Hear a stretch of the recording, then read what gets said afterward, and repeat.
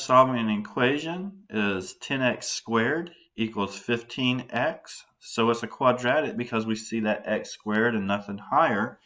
But most quadratics we want to solve, we want to get everything to one side. And I like my x squareds positive, so I'm going to bring everything over to the left. So I'll have 10x squared minus 15x equals 0. So we don't have to go through as lengthy a process if we want to try and factor this because there's no c term and we can see a couple of common terms. So 10x squared minus 15x, there's a common term of 5x between those two. So if I pull 5x out of 10x squared, I'll have 2x.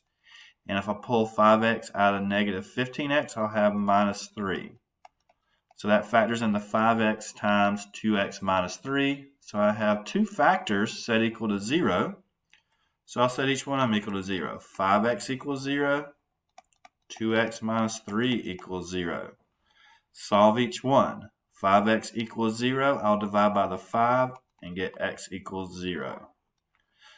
2x minus 3 equals 0. I'll move the 3 over. So 2x equals 3. I'll divide by the 2. X equals 3/2. So I still got two answers, and there are two answers that if I want to, I could come back up top, plug them in for x, and check to see if it balances. And they do. All right, thank you.